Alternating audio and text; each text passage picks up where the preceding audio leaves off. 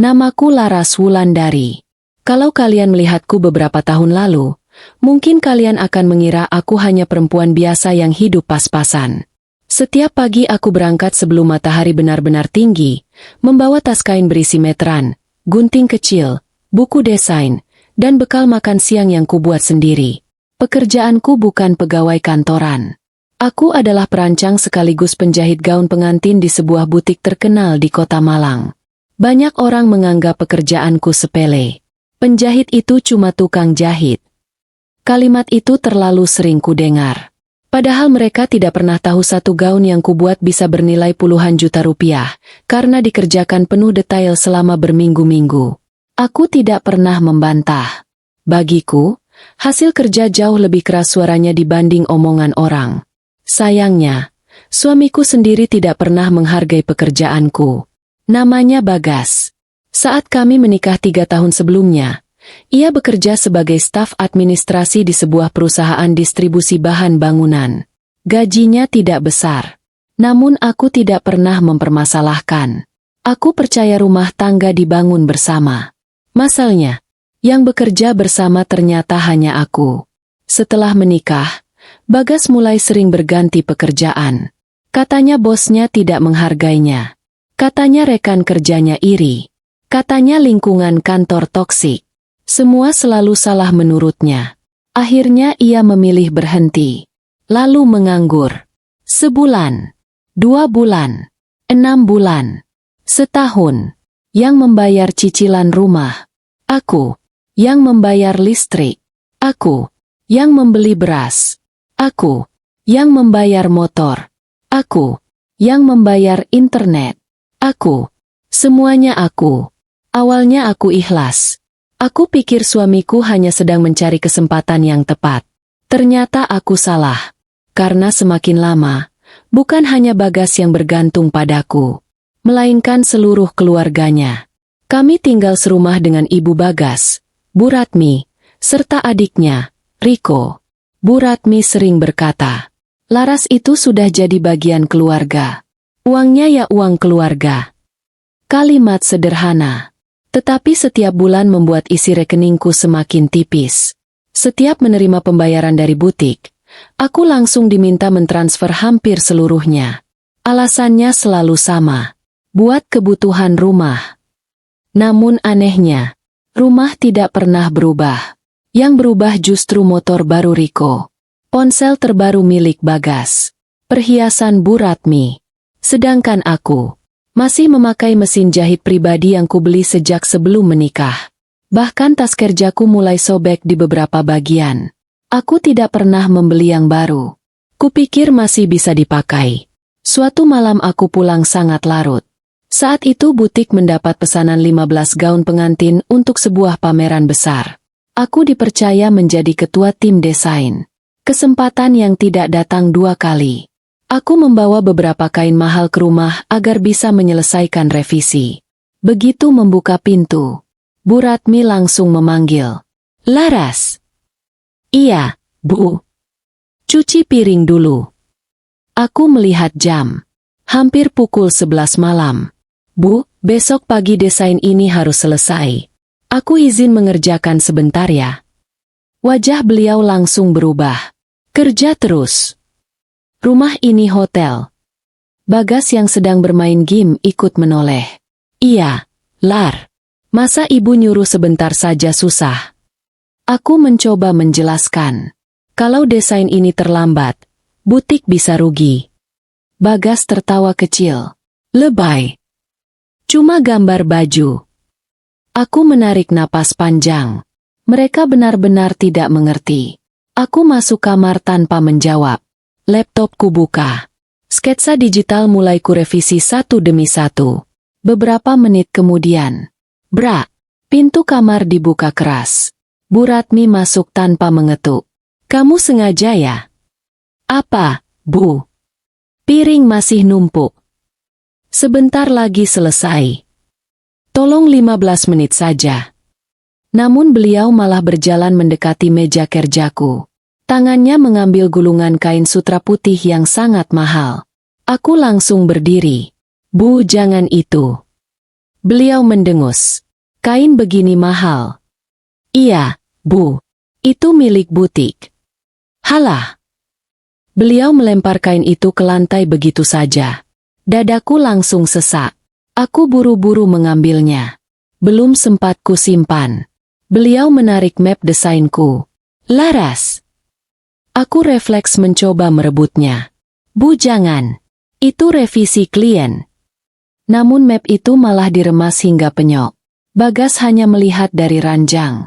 Tanpa bergerak sedikit pun. Tanpa membelaku. Tanpa mengatakan satu kata. Saat itulah, untuk pertama kalinya, aku mulai bertanya pada diriku sendiri. Apakah aku benar-benar punya keluarga di rumah ini? Atau aku hanya dianggap mesin pencetak uang yang kebetulan bisa memasak, membersihkan rumah, dan bekerja sekaligus? Aku belum tahu. Tetapi malam itu, ada sesuatu dalam diriku yang mulai retak. Dan aku tidak sadar. Retakan kecil itu akan menjadi awal runtuhnya seluruh kehidupan yang selama ini mereka nikmati. Malam itu aku hampir tidak tidur. Map desain yang diremas Bu Ratmi masih bisa kuperbaiki.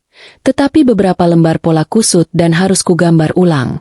Aku bekerja hingga lewat pukul 2 dini hari agar revisi bisa selesai tepat waktu. Saat azan subuh terdengar, aku baru sempat memejamkan mata. Belum sampai 1 jam. Laras. Suara Bu Ratmi menggema dari luar kamar. Aku membuka mata dengan tubuh yang masih terasa berat. Iya, Bu. Bangun. Pasar belum ada yang berangkat. Aku melihat jam. Baru pukul 5:10. Hari itu aku harus berada di butik pukul 8 karena ada rapat dengan calon klien besar dari Surabaya. Aku keluar kamar sambil mengusap wajah. Bu. Hari ini aku harus berangkat lebih pagi. Beliau langsung memotong ucapanku. Semua orang juga punya urusan. Rumah dulu baru kerja. Aku mencoba tetap tenang. Kalau belanja ke pasar sekarang, aku bisa terlambat. Bagas yang baru keluar kamar sambil menguap malah ikut menimpali. Ya sudah berangkat lebih pagi dong. Aku menoleh. Kamu bisa ke pasar, kan? Bagas tertawa kecil. Aku. Laki-laki disuruh belanja sayur. Riko yang sedang bermain ponsel di ruang tamu ikut menyahut. Mbak Laras kan rajin. Udah sekalian aja. Aku memandang mereka bergantian. 3 orang dewasa. Tidak satu pun merasa memiliki tanggung jawab. Akhirnya aku mengalah. Aku pergi ke pasar. Belanja. Memasak. Menyapu. Mengkel, mencuci piring. Saat semuanya selesai, jam sudah menunjukkan pukul 7:40. Aku panik. Cepat-cepat mandi, berganti pakaian, lalu mengambil tas kerja. Belum sempat keluar, Bu Ratmi kembali memanggil. Nanti pulang jangan lupa jemput paket Riko. Aku hanya mengangguk. Kalau ku jawab, pasti akan menjadi pertengkaran lagi. Sesampainya di butik, aku benar-benar terlambat. Untung saja atasanku, Bu Maya, memahami kondisiku. Laras, kamu tidak biasanya terlambat. Aku tersenyum hambar. Maaf, Bu. Beliau memperhatikan wajahku. Kamu baik-baik saja. Aku hampir mengatakan semuanya. Tentang rumah, tentang uang, tentang tekanan. Namun akhirnya aku hanya berkata pelan. Kurang tidur. Bu Maya mengangguk. Setelah presentasi nanti, kamu istirahat sebentar. Aku mengucapkan terima kasih. Di tempat kerja, aku dihargai. Di rumah, aku bahkan tidak dianggap punya waktu. Hari itu presentasi berjalan lancar. Klien sangat menyukai desain yang kubuat.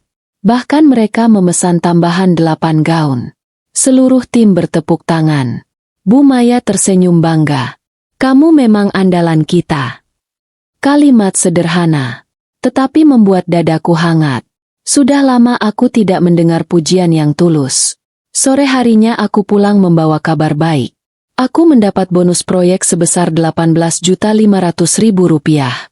Uang itu sebenarnya ingin kusimpan. Mesin jahit pribadiku mulai sering bermasalah.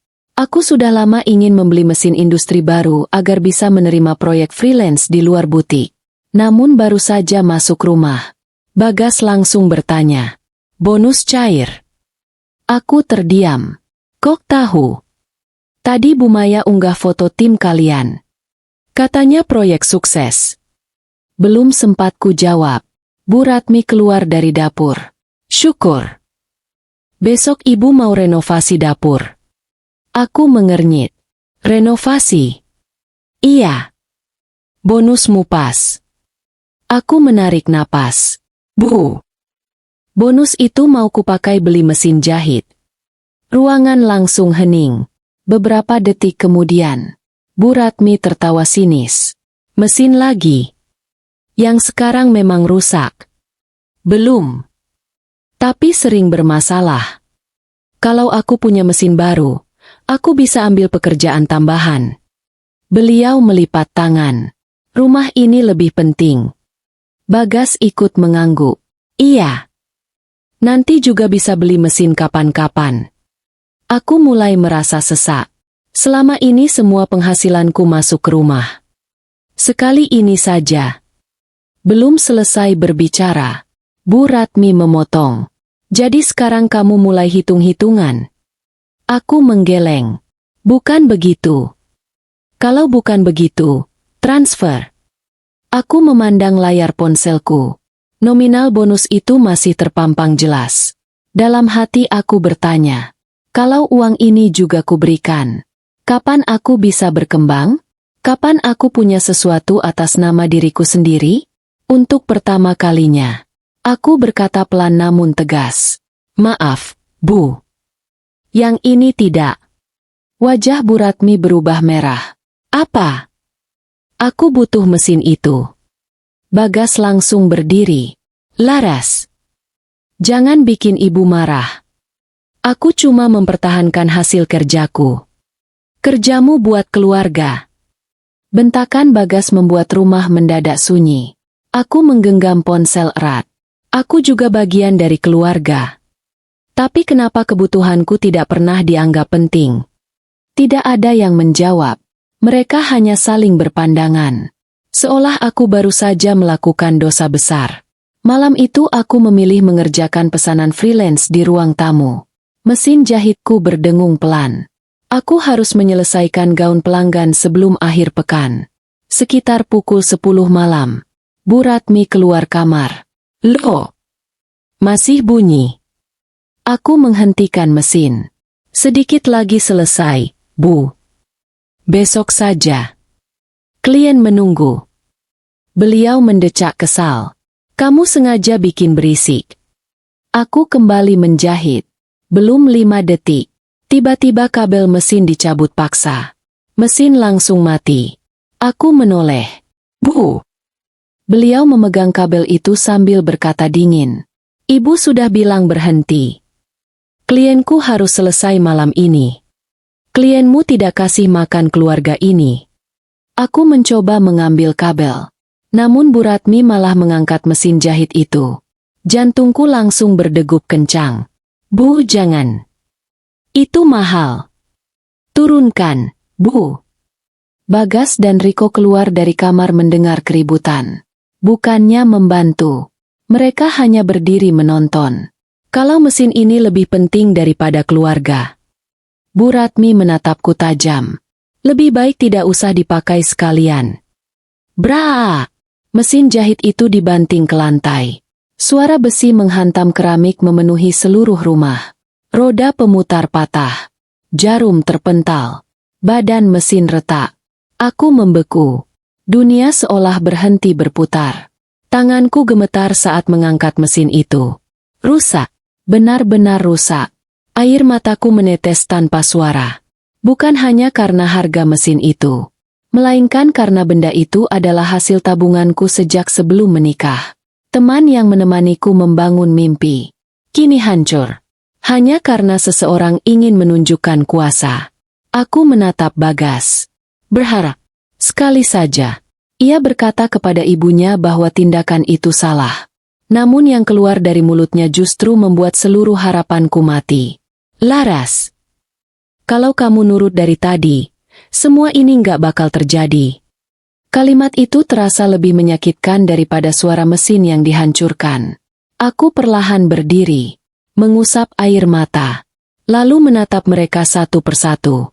Malam setelah mesin jahitku dihancurkan, rumah itu terasa lebih asing daripada sebelumnya.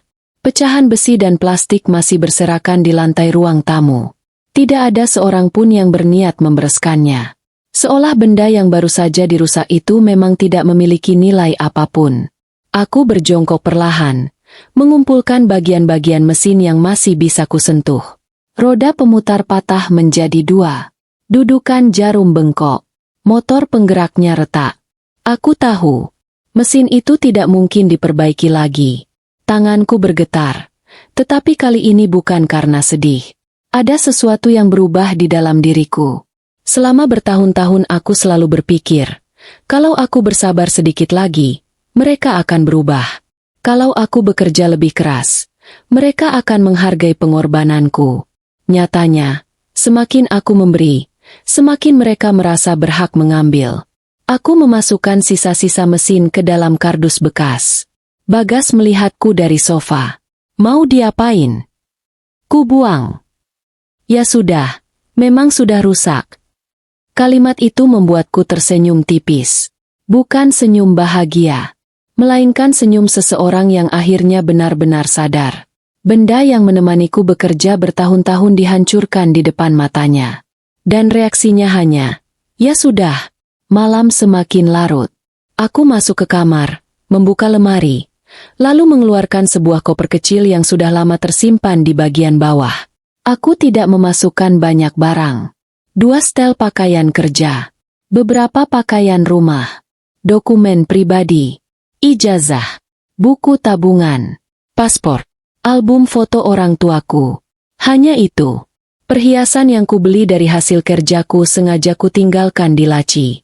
Aku tidak ingin suatu hari mereka berkata bahwa aku membawa harta dari rumah itu.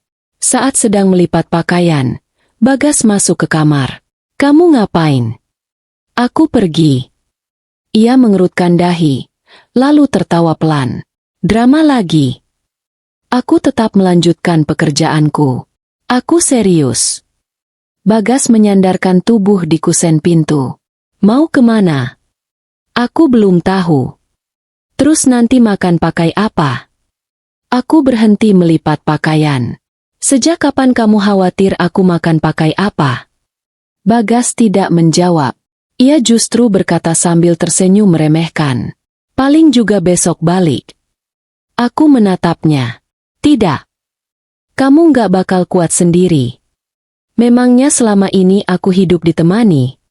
Pertanyaan itu membuatnya terdiam beberapa detik. Namun ia segera tertawa lagi. Silakan saja. Nanti kalau capek jangan gengsi pulang. Aku tidak membalas. Percuma. Orang yang merasa selalu benar tidak akan pernah mendengar penjelasan. Saat koperku sudah siap, Bu Ratmi muncul di depan kamar. Wah, benar-benar mau pergi? Iya. Bagus. Biar tahu susahnya hidup di luar. Aku mengangguk pelan. Terima kasih. Jawabanku justru membuat beliau bingung. Makasih. Iya. Karena akhirnya ibu membuatku sadar. Beliau mendengus. Sadar apa? Kalau selama ini aku bukan dianggap keluarga. Tapi hanya dompet berjalan. Wajah Bu Ratmi langsung berubah. Kurang ajar. 3 tahun ibu kasih tempat tinggal. Aku tersenyum pahit. Dan selama 3 tahun itu juga saya yang membayar cicilan rumah. Ruangan mendadak sunyi. Riko yang sejak tadi bermain ponsel akhirnya menoleh. Bagas langsung memotong. Jangan ungkit-ungkit uang. Aku mengangguk. Baik. Aku tidak akan mengungkit lagi. Karena mulai malam ini, tidak ada lagi uangku yang masuk rumah ini. Kalimat itu membuat mereka saling berpandangan. Entah kenapa, untuk pertama kalinya aku melihat sedikit kegelisahan di wajah mereka. Namun hanya sebentar. Bu Ratmi segera berkata dengan nada mengejek. Emangnya kami nggak bisa hidup tanpa kamu? Aku menatap beliau tenang. Semoga bisa. Lalu aku menarik koper keluar rumah. Tidak ada yang menahan.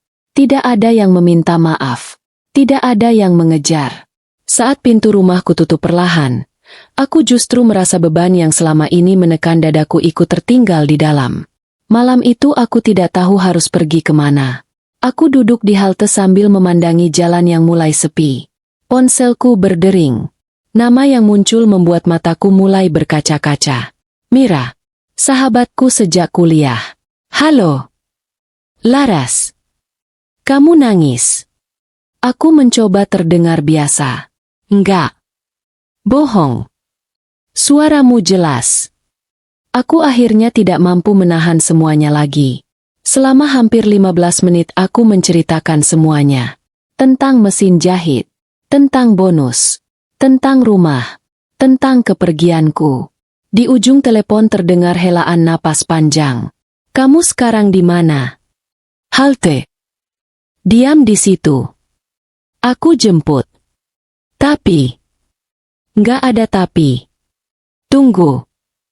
40 menit kemudian sebuah mobil putih berhenti di depanku. Mira langsung turun dan memelukku erat. Tidak banyak bertanya.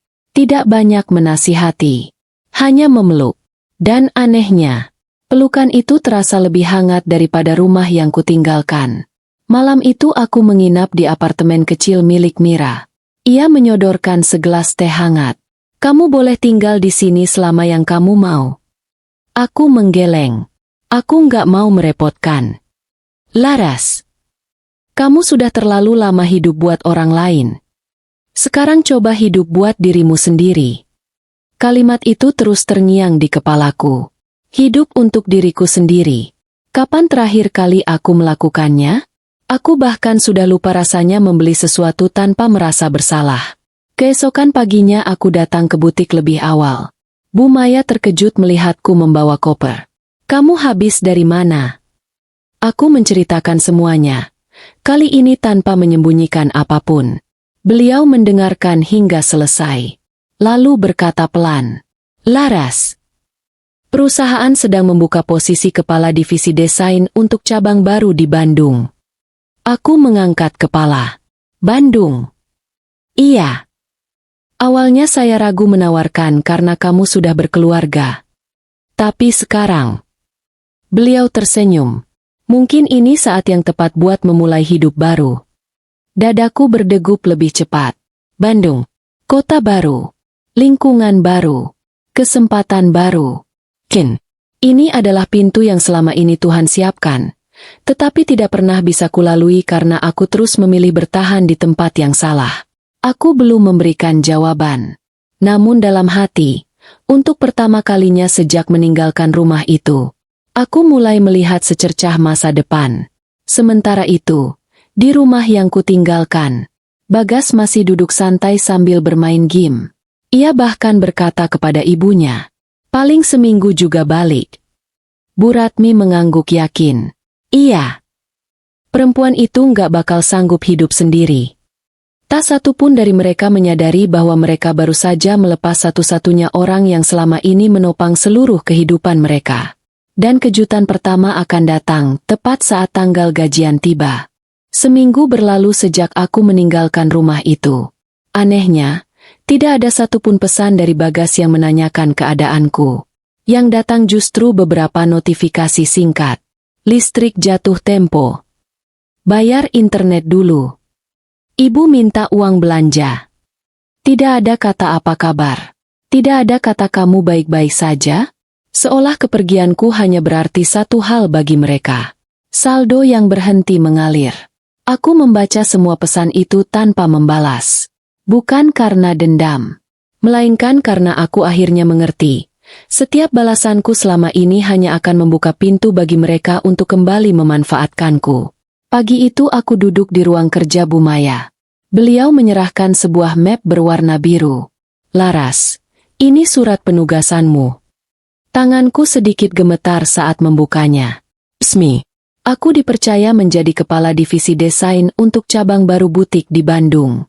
Jabatannya lebih tinggi. Gajinya naik hampir 2 kali lipat. Ditambah bonus berdasarkan proyek. Aku menatap Bu Maya. Bu, saya takut. Beliau tersenyum hangat. Takut itu wajar. Tapi saya lebih takut kalau orang berbakat seperti kamu terus mengorbankan masa depannya demi orang-orang yang tidak pernah menghargainya. Aku menarik napas panjang. Kalimat itu seperti mengetuk pintu yang selama ini tertutup rapat di dalam diriku. Selama bertahun-tahun aku bekerja keras. Namun semua hasilnya habis untuk mempertahankan rumah tangga yang ternyata hanya berdiri di atas pengorbananku seorang diri. Kini, aku ingin mencoba membangun hidupku sendiri. Sore harinya, Mira mengajakku makan. Ia mengangkat gelas jus sambil tersenyum. Selamat. Akhirnya, aku tertawa kecil. Masih terasa aneh. Apa yang aneh? Aku nggak perlu izin siapa-siapa kalau mau makan di luar. Mira menatapku iba. Lihat. Hal sederhana saja sudah terasa mewah buat kamu. Aku terdiam. Iya benar. Selama ini setiap pengeluaran harus melalui persetujuan Bagas. Bahkan membeli sepatu kerja pun sering dianggap pemborosan. Padahal Bagas sendiri tidak pernah berpikir dua kali membeli gawai baru atau aksesori motor. Mira lalu bertanya pelan, kalau nanti mereka minta balikan.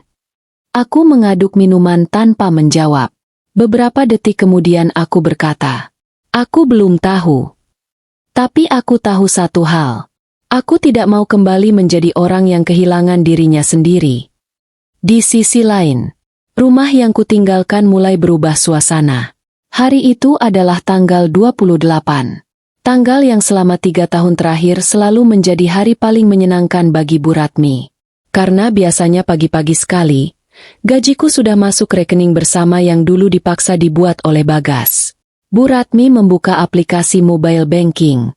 Beliau mengernyit. Belum masuk. Ia menunggu beberapa menit. Lalu mengecek lagi. Tetap kosong. Bagas. Bagas keluar kamar sambil masih mengantuk. Kenapa? Bu. Gaji Laras belum masuk. Bagas mengangkat bahu. Mungkin telat. Iya juga. Mereka masih tenang. 1 jam berlalu. 2 jam. Sampai siang. Rekening itu tetap tidak bertambah 1 rupiah pun. Bu Ratmi mulai gelisah. Telepon dia. Bagas akhirnya meneleponku. Ponselku berdering saat aku sedang mengukur kain di butik. Aku melihat nama yang muncul. Kupandangi beberapa detik. Lalu kutolak. Beberapa saat kemudian masuk pesan. Transfer dulu. Rumah butuh belanja. Aku membaca pesan itu. Lalu menghapus notifikasinya. Tanpa membalas. Di rumah. Bagas mulai kesal. Kok nggak diangkat sih? Riko ikut keluar dari kamarnya. Bang, paketku belum dibayar. Bagas menoleh. Nanti. Nanti kapan? Ya nanti. Riko mulai menggerutu. Kuota juga habis. Belum selesai mereka berdebat. Terdengar suara bel rumah. Seorang petugas datang membawa surat. Tagihan cicilan rumah. Bagas menerimanya sambil tersenyum canggung. Setelah petugas pergi, ia membuka amplop itu. Wajahnya langsung berubah. Tenggat besok. Bu Ratmi mendekat. Bayar saja. Pakai apa? Ibu kira uangmu masih ada. Bagas terdiam. Tabungannya memang hampir habis. Selama ini ia tidak pernah merasa perlu mencari pekerjaan tetap karena semua kebutuhan rumah selalu tertutup oleh penghasilanku. Untuk pertama kalinya ia menyadari kenyataan yang selama ini diabaikannya. Ia tidak punya pemasukan. Malam itu suasana makan jauh berbeda. Tidak ada lauk mewah. Tidak ada makanan pesan antar. Bu Ratmi hanya memasak sayur sederhana. Riko mengeluh. Tempenya lagi. Bu Ratmi membentak.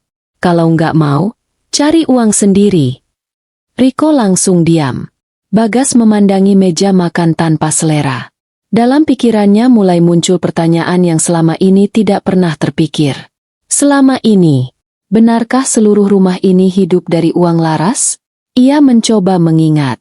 Cicilan rumah, listrik, air, internet, belanja bulanan, motor, asuransi, semuanya dibayar oleh Laras. Dadanya mulai terasa sesak. Namun egonya masih terlalu besar untuk mengakui kesalahan. Aku yakin dia cuma ngambek. Sebentar lagi juga balik. Bu Ratmi mengangguk, berusaha meyakinkan dirinya sendiri. Iya, perempuan itu nggak mungkin tahan. Namun keyakinan mereka mulai retak ketika keesokan harinya pihak bank menghubungi mengenai cicilan yang belum dibayar. Disusul listrik yang mendapat peringatan keterlambatan. Lalu internet rumah diputus sementara. Satu persatu kenyamanan yang selama ini mereka nikmati mulai menghilang. Dan semua itu baru permulaan. Sementara itu, aku sedang berada di Bandung untuk melihat lokasi butik cabang baru. Gedungnya masih direnovasi. Aku berjalan menyusuri ruang demi ruang bersama Bu Maya. Di lantai 2 terdapat ruang desain yang sangat luas. Beliau menyerahkan sebuah kunci. Mulai bulan depan, ruangan ini milikmu. Aku memandang ruangan kosong itu. Dalam bayanganku sudah muncul meja kerja, rak kain, papan inspirasi, dan tim desain yang akan kubentuk sendiri. Tanpa sadar air mataku menetes. Bu Maya tersenyum. Kenapa? Aku mengusap cepat. Nggak apa-apa. Hanya saja. Baru kali ini ada orang yang memberiku ruang untuk berkembang. Beliau menepuk pelan bahuku. Laras. Jangan sia-siakan kesempatan ini. Aku mengangguk mantap. Tidak jauh dari gedung itu, sebuah pusat konvensi sedang bersiap mengadakan Pekan Busana Nusantara, acara yang akan mempertemukan berbagai butik, pemasok kain, dan perusahaan mode dari seluruh Indonesia. Aku belum tahu. Di sanalah takdir akan mempertemukanku kembali dengan Bagas. Namun kali ini, bukan sebagai istri yang selalu mengalah, melainkan sebagai perempuan yang menentukan masa depan sebuah kerjasama bisnis besar. Dan pertemuan itu akan mengubah nasib kami berdua untuk selamanya. 2 bulan berlalu sejak aku resmi pindah ke Bandung. Hari-hariku berubah drastis. Aku tidak lagi terbangun karena bentakan yang menyuruhku ke pasar. Tidak lagi dihantui rasa bersalah ketika membeli kebutuhan kerjaku sendiri. Dan yang paling terasa, aku bisa bekerja tanpa harus takut ada orang yang merusak hasil usahaku. Cabang baru butik berkembang jauh lebih cepat dari perkiraan. Tim desain yang kubentuk terdiri dari 8 orang. Sebagian besar masih muda dan penuh semangat. Aku selalu mengingatkan mereka satu hal. Di ruangan ini, ide siapapun berharga. Aku sengaja menciptakan lingkungan yang dulu sangat kuimpikan. Lingkungan yang saling menghargai, bukan saling merendahkan. Suatu siang, saat sedang mengecek sampel gaun terbaru, asistenku, Nisa, menghampiri dengan wajah sedikit panik. Mbak Laras, ada undangan rapat mendadak. Dari siapa? Dari penyelenggara Pekan Busana Nusantara. Aku menerima surat elektronik itu. Isinya cukup mengejutkan. Butik kami masuk dalam daftar peserta utama dan dipercaya mengisi panggung pembuka. Artinya, semua vendor pendukung harus melalui persetujuan divisi yang kupimpin. Mulai dari dekorasi, pencahayaan, logistik, hingga penyedia kemasan eksklusif. Tanggung jawabnya besar. Namun aku menerimanya dengan antusias. Aku tidak tahu bahwa keputusan-keputusan dalam rapat itu akan mempertemukanku kembali dengan masa lalu. Sementara itu, di Malang, keadaan keluarga Bagas semakin memburuk. Motor baru Riko sudah dijual untuk menutup tunggakan cicilan rumah. Perhiasan Bu Ratmi satu persatu digadaikan. Namun hasilnya tidak bertahan lama. Tagihan terus datang. Pemasukan tetap tidak ada.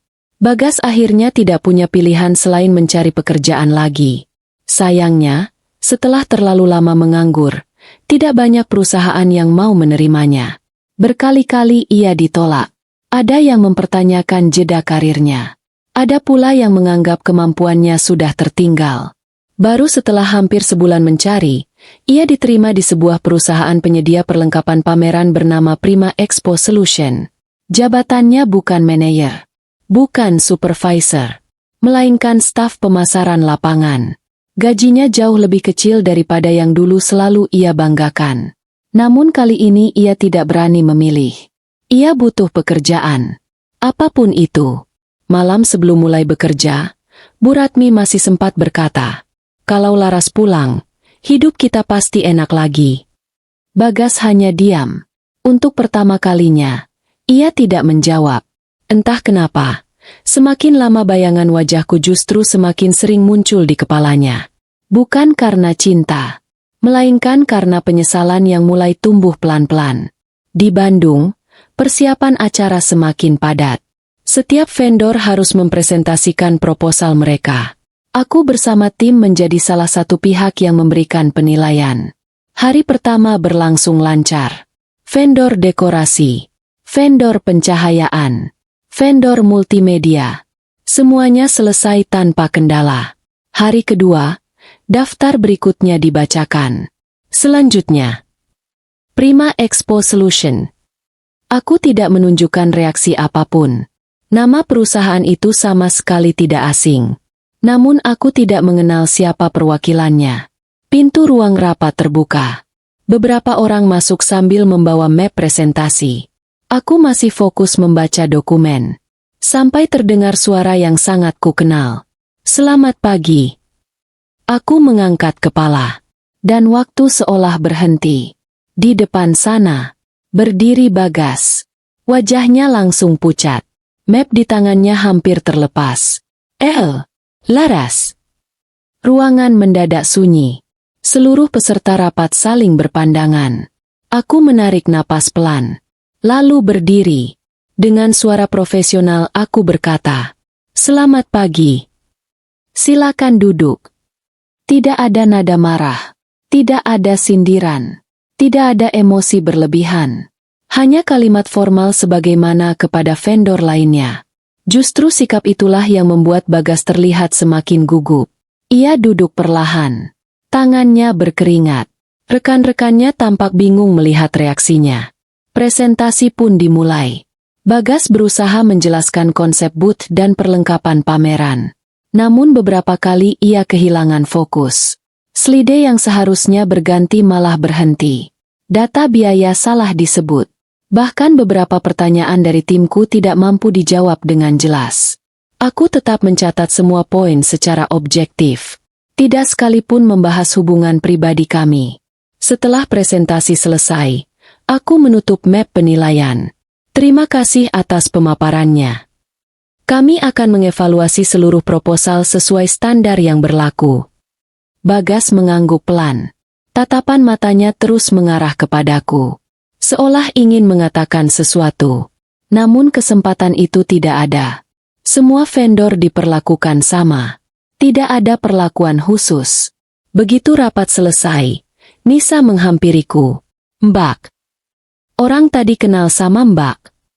Aku tersenyum tipis. "Dulu. Cuma kenalan lama." Aku sengaja tidak menjelaskan lebih jauh. Aku tidak ingin kehidupan pribadiku menjadi bahan pembicaraan di kantor. Profesional tetap profesional. Di sisi lain, Bagas keluar dari ruang rapat dengan langkah lemas. Rekan kerjanya, Ardi, menepuk bahunya. "Kamu kenal sama kepala divisi itu?" Bagas mengangguk pelan. "Dia mantan istriku." Ardi langsung membelalak. "Serius?" Bagas hanya tersenyum pahit. Ia menoleh ke arah gedung tempatku masih berada. Baru sekarang ia benar-benar menyadari. Perempuan yang dulu selalu diremehkan keluarganya. Kini memimpin tim besar. Berpakaian rapi. Dihormati semua orang. Setiap ucapannya didengarkan. Sementara dirinya harus menunggu hasil evaluasi dari perempuan yang dulu dianggap tidak akan mampu hidup sendiri. Namun Bagas belum tahu satu kenyataan penting. Perusahaannya sedang sangat bergantung pada proyek Pekan Busana Nusantara. Jika kontrak itu gagal didapatkan, kondisi keuangan perusahaan akan terguncang, dan posisi beberapa karyawan, termasuk dirinya, terancam. Sementara di meja kerjaku, seluruh proposal vendor mulai memasuki tahap penilaian akhir. Dan tanpa kusadari, aku menemukan sesuatu yang janggal pada dokumen milik Prima Expo Solution. Sesuatu yang bukan hanya bisa menggagalkan kerjasama, tetapi juga membuka rahasia besar yang selama ini disembunyikan perusahaan tempat Bagas bekerja. Aku kembali ke ruang kerja sambil membawa setumpuk proposal vendor yang harus dievaluasi sebelum akhir pekan. Semua dokumen kubagi berdasarkan kategori: dekorasi, pencahayaan, percetakan, logistik, kemasan. Terakhir, proposal dari Prima Expo Solution.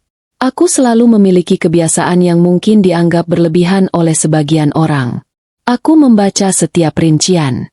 Bukan hanya halaman depan. Bukan hanya harga. Tetapi sampai lampiran-lampiran kecil yang sering diabaikan orang lain. Kebiasaan itulah yang selama ini membuatku jarang melakukan kesalahan. Saat membuka proposal Prima Expo Solution, awalnya semuanya terlihat biasa. Daftar perlengkapan, jadwal pengerjaan, jumlah tenaga kerja, estimasi biaya. Namun ketika membandingkan dengan dokumen vendor lain, aku mulai mengernyit. Aku mengambil kalkulator, menghitung ulang, lalu membuka katalog harga pemasok. Angkanya tidak cocok. Beberapa jenis material ditulis menggunakan spesifikasi premium, tetapi harga yang diajukan justru terlalu murah. Aneh. Kalau benar memakai material premium, perusahaan itu pasti rugi. Sebaliknya, kalau tetap untung, berarti ada sesuatu yang tidak sesuai dengan proposal. Aku memanggil Nisa. Nis, tolong hubungi bagian pengadaan. Iya, Mbak. Tanyakan apakah spesifikasi yang mereka cantumkan memang pernah dipakai vendor ini sebelumnya. Nisa mengangguk dan segera keluar. Sekitar 1 jam kemudian ia kembali dengan beberapa berkas tambahan. Mbak, ada yang aneh. Apa? Vendor ini pernah dapat komplain tahun lalu. Aku langsung membaca laporan itu. Isi laporannya membuatku terdiam.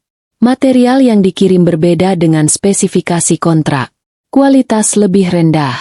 Namun dalam dokumen serah terima, semuanya tetap dinyatakan sesuai. Aku menutup map perlahan. Ini bukan sekadar kesalahan administrasi.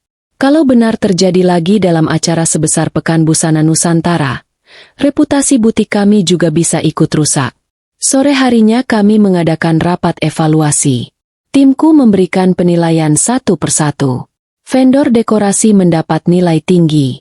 Vendor pencahayaan lolos tanpa catatan. Saat giliran Prima Expo Solution, semua mata mengarah kepadaku. Aku berkata tenang. Ada beberapa ketidaksesuaian dokumen. Kita minta klarifikasi. Tidak ada yang membantah. Semua sepakat. Surat permintaan klarifikasi langsung dikirim sore itu juga. Di kantor Prima Expo Solution, suasana mendadak tegang. Manajer pemasaran memukul meja cukup keras. Bagaimana bisa mereka menemukan ini? Semua staf saling berpandangan. Bagas yang baru beberapa minggu bekerja jelas tidak mengerti apa yang sedang terjadi. Ia memberanikan diri bertanya, "Pak, memangnya ada masalah apa?" Manajernya menjawab singkat, "Kamu tidak usah banyak tanya. Besok ikut saya ke Bandung." Bagas mengangguk, tetapi firasatnya mulai tidak enak. Keesokan harinya mereka datang memenuhi undangan klarifikasi. Kali ini rapat lebih kecil. Hanya aku, 2 anggota tim pengadaan, perwakilan bagian hukum, serta 3 orang dari Prima Expo Solution. Begitu rapat dimulai, aku langsung menunjukkan beberapa dokumen. Berdasarkan proposal yang Bapak ajukan, material rangka booth menggunakan aluminium seri A. Benar. Manajer vendor mengangguk mantap. Benar. Aku menggeser sebuah dokumen lain. Namun laporan proyek sebelumnya menunjukkan perusahaan Anda mengirim seri C. Kualitasnya lebih rendah. Wajah pria itu berubah sesaat. Lalu ia tersenyum. Itu mungkin hanya kesalahan administrasi. Aku kembali membuka berkas. Bukan. Ada foto lapangan. Nomor produksinya juga berbeda. Ruangan menjadi hening. Bagas mulai terlihat bingung. Ia memandang atasannya bergantian dengan dokumen di meja. Sepertinya baru kali itu ia mengetahui adanya riwayat tersebut. Aku melanjutkan dengan nada tetap tenang. Karena ada ketidaksesuaian data. Kami membutuhkan jaminan tertulis bahwa seluruh spesifikasi benar-benar dipenuhi. Manajer vendor mulai gelisah. Itu bisa diatur sebelum menandatangani kontrak. Tentu. Aku mengangguk. Baik. Lalu kami juga meminta akses inspeksi sewaktu-waktu. Kalimat itu langsung mengubah ekspresi seluruh tim vendor. Mereka saling pandang. Salah satu dari mereka bahkan tampak menelan ludah. Aku semakin yakin. Ada sesuatu yang selama ini mereka sembunyikan. Rapat selesai tanpa keputusan. Semua vendor diberi waktu 3 hari untuk melengkapi dokumen. Saat semua orang mulai keluar ruangan, Bagas tetap berdiri. Laras. Aku berhenti melangkah. Sebentar. Aku menoleh. Rekan-rekannya sudah berjalan lebih dulu. Koridor menjadi cukup sepi. Bagas menatapku cukup lama. Aku baru tahu kamu pindah ke sini. Aku tersenyum sopan. Iya. Selamat. Kariermu maju. Terima kasih. Hening beberapa detik. Bagas tampak ingin mengatakan sesuatu. Akhirnya ia menarik napas. Maaf. Satu kata itu keluar pelan. Aku memandangnya tanpa ekspresi. Maaf untuk apa? Ia menunduk. Semuanya. Aku terlalu sering diam. Padahal aku tahu ibu salah. Aku tahu mesin jahit itu penting. Aku tahu kamu capek. Tapi aku tetap membiarkan semuanya. Aku mendengarkan sampai selesai. Lalu menjawab dengan suara lembut. Terima kasih sudah mengakuinya. Bagas mengangkat kepala. Sorot matanya seperti menyimpan sedikit harapan. Namun harapan itu langsung padam saat aku melanjutkan. Pengakuan memang bisa membuat hati lebih ringan. Tapi tidak selalu bisa mengembalikan apa yang sudah hancur. Bagas terdiam. Aku meneruskan langkah. Belum beberapa meter. Ia kembali memanggil. Laras. Aku berhenti tanpa menoleh. Kalau dulu aku berubah, menurutmu kita masih bisa bersama? Aku menutup mata sejenak. Pertanyaan itu pernah sangat ingin kudengar. Kayaknya. Bukan sekarang. Aku tidak tahu. Karena yang terjadi bukan, kalau. Yang terjadi adalah kenyataan. Aku kembali berjalan meninggalkannya. Tidak ada air mata. Tidak ada kemarahan. Hanya perasaan yang benar-benar selesai. Malam itu aku menerima telepon dari Bu Maya. Laras. Hasil investigasi awal sudah keluar. Ada kabar penting. Apa, Bu? Penyelenggara acara menemukan laporan serupa dari 2 klien lain. Dadaku langsung menegang. Artinya, Prima Expo Solution sedang dalam pemeriksaan. Kalau mereka tidak bisa membuktikan semuanya dalam 2 hari, kontrak mereka akan dibatalkan. Aku menatap jendela apartemen. Lampu-lampu kota Bandung berkelip di kejauhan. Aku sadar. Keputusan yang akan kuambil beberapa hari lagi bukan hanya menentukan kesuksesan acara, tetapi juga akan menjadi ujian terbesar dalam hidupku. 2 hari menjelang penentuan vendor, suasana kantor terasa jauh lebih sibuk dari biasanya. Telepon berdering tanpa henti. Surat elektronik terus berdatangan. Tim pengadaan keluar masuk ruanganku membawa revisi kontrak, daftar harga terbaru, hingga hasil pemeriksaan lapangan. Di tengah kesibukan itu, pikiranku tetap tertuju pada satu nama. Prima Expo Solution. Bukan karena di sana ada Bagas, melainkan karena keputusan terhadap perusahaan itu harus benar-benar bersih dari unsur pribadi.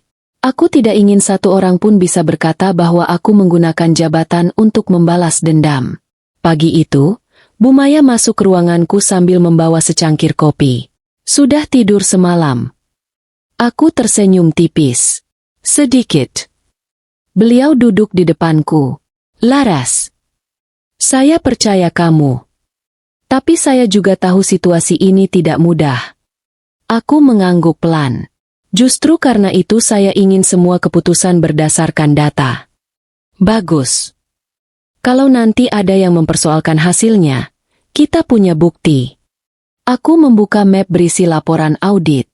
Semakin kubaca, semakin jelas pola yang dilakukan perusahaan itu. Bukan sekali, bukan 2 kali. Dalam 3 proyek berbeda, mereka tercatat mengganti material tanpa persetujuan klien. Nominal kerugiannya bahkan mencapai ratusan juta rupiah. Aku menutup map itu perlahan. Kalau laporan ini benar, mempertahankan mereka sebagai vendor bukan hanya berisiko bagi perusahaan, tetapi juga bagi seluruh acara. Di sisi lain, Bagas tidak bisa tidur semalaman. Percakapan yang tanpa sengaja ia dengar terus terngiang di kepalanya. Malam sebelumnya, ia hendak mengambil dokumen di ruang arsip. Tanpa sengaja ia mendengar manajernya berbicara dengan direktur perusahaan. Kalau mereka minta inspeksi gudang, kita habis.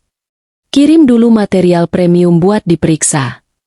Nanti setelah lolos, baru diganti seperti biasa. Bagas membeku di balik pintu. Ia baru sadar. Semua dugaan Laras ternyata benar. Perusahaan tempatnya bekerja memang sengaja menipu klien. Pagi harinya ia duduk sendirian di kantin. Ardi menghampiri. "Kamu kenapa murung?"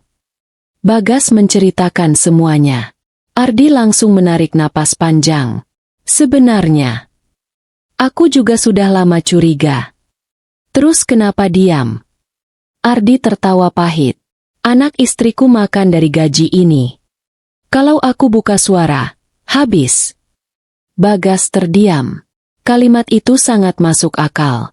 Namun ada satu hal yang terus mengganggunya. Dulu, ia pernah diam saat Laras diperlakukan semena-mena. Dan diamnya justru menghancurkan rumah tangganya. Apakah sekarang ia akan mengulangi kesalahan yang sama? Siang harinya, direktur perusahaan mengumpulkan seluruh staf. Ada kemungkinan pemeriksaan mendadak. Semua harus satu suara. Tidak ada yang bicara di luar perusahaan. Semua mengangguk, kecuali Bagas. Direktur menatapnya. "Ada pertanyaan." Bagas menarik napas. "Pak, kalau memang semua sesuai aturan, kenapa kita harus takut diperiksa?" Ruangan langsung sunyi. Direktur tersenyum tipis. "Kamu masih baru. Belajar dulu." "Itu bukan jawaban, Pak." Ekspresi direktur berubah dingin. "Saya yang bertanya. Kamu mau bekerja di sini atau tidak?" Bagas menelan ludah. Beberapa bulan lalu, mungkin ia akan langsung diam.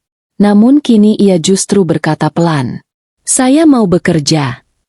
Tapi saya juga tidak mau berbohong." Kalimat itu membuat beberapa orang langsung menoleh. Direktur berdiri. "Kalau begitu, kamu tidak perlu masuk sampai ada pemberitahuan." Semua orang mengerti maksudnya.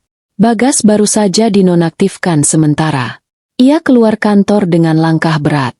Namun anehnya, untuk pertama kalinya setelah sekian lama, dadanya justru terasa lebih ringan. Sore itu aku menerima sebuah surel anonim. Isinya hanya beberapa lampiran.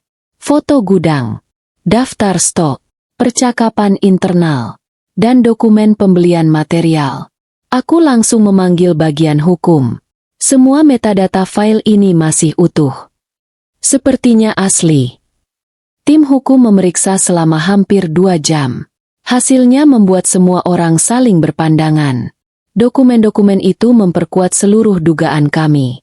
Seseorang dari dalam perusahaan vendor baru saja membocorkan bukti penting. Bu Maya menatapku. "Kita tidak bisa mengabaikan ini." Aku mengangguk. "Besok kita rapat final." Malam harinya, saat aku hendak pulang, satpam menghampiriku. "Bu Laras, ada yang menunggu." Aku melihat ke arah lobi. Bagas berdiri sendirian.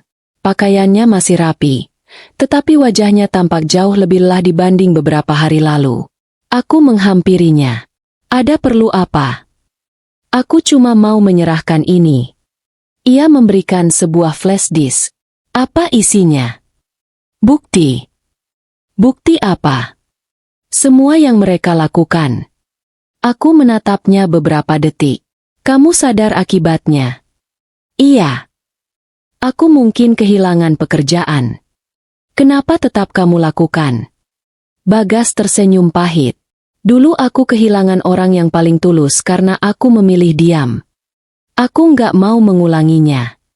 Aku menerima flash disk itu. Terima kasih. Bagas mengangguk. Laras. Aku nggak berharap kamu balik. Aku juga nggak berharap dimaafkan. Aku cuma ingin sekali dalam hidupku melakukan hal yang benar. Aku memandangnya cukup lama. Lalu berkata pelan. Kalau begitu, mulailah dari terus melakukan hal yang benar. Itu lebih berarti daripada 1000 permintaan maaf. Bagas mengangguk. Matanya tampak berkaca-kaca. Ia berbalik dan pergi tanpa meminta apapun lagi. Aku berdiri memandangi punggungnya yang semakin menjauh. Untuk pertama kalinya sejak perceraian kami, aku melihat seseorang yang berbeda. Bukan lagi pria egois yang selalu berlindung di balik ibunya. Melainkan seseorang yang akhirnya berani bertanggung jawab atas pilihannya. Namun keberanian itu datang terlambat. Sangat terlambat. Keesokan paginya, rapat penentuan vendor dimulai. Seluruh direksi hadir. Ketua penyelenggara acara juga ikut bergabung. Semua hasil audit dipresentasikan, termasuk bukti-bukti terbaru yang baru kami terima. Ruangan menjadi sangat hening. Setelah hampir 2 jam berdiskusi, ketua rapat akhirnya mengambil keputusan. Prima Expo Solution dinyatakan gagal memenuhi persyaratan integritas dan kualitas. Kontrak dibatalkan. Keputusan itu bulat. Tidak ada yang menolak. Namun di saat yang sama, bagian hukum juga menyampaikan satu usulan. Karena ada seorang karyawan yang secara sukarela membantu mengungkap pelanggaran perusahaan, identitasnya akan dirahasiakan sebagai pelapor yang bekerja sama dalam investigasi. Aku tahu persis siapa orang itu. Tetapi nama Bagas tidak pernah kusebut. Biarlah penilaiannya dilakukan berdasarkan tindakannya, bukan karena hubungannya denganku. Aku mengira semua sudah selesai. Ternyata belum. 3 hari setelah keputusan pembatalan kontrak diumumkan, kehidupanku kembali berjalan seperti biasa. Tim desain sibuk menyiapkan koleksi untuk Pekan Busana Nusantara. Suasana kantor dipenuhi suara mesin jahit, diskusi desain, dan tawa para anggota tim. Aku menyukai suasana ini. Tidak ada bentakan. Tidak ada hinaan. Tidak ada rasa takut. Semua orang bekerja karena saling menghargai. Saat sedang memeriksa hasil bordir gaun utama, interkom di mejaku berbunyi. Bu Laras. Suara resepsionis terdengar ragu. Maaf mengganggu. Ada seorang ibu yang memaksa masuk. Katanya keluarga ibu. Aku langsung menghela napas pelan. Entah mengapa, aku sudah bisa menebak. Namanya siapa? Beliau bilang, Bu Ratmi. Aku menutup map di tanganku. Baik. Saya turun. Begitu pintu lift terbuka, suara Bu Ratmi sudah terdengar memenuhi lobi. Laras. Kamu keluar. Kamu tega. Beberapa tamu dan karyawan langsung menoleh. Petugas keamanan berusaha menenangkan beliau. Namun Bu Ratmi terus berteriak. Kamu bikin hidup anak saya hancur. Kamu pendendam. Kamu sengaja balas dendam.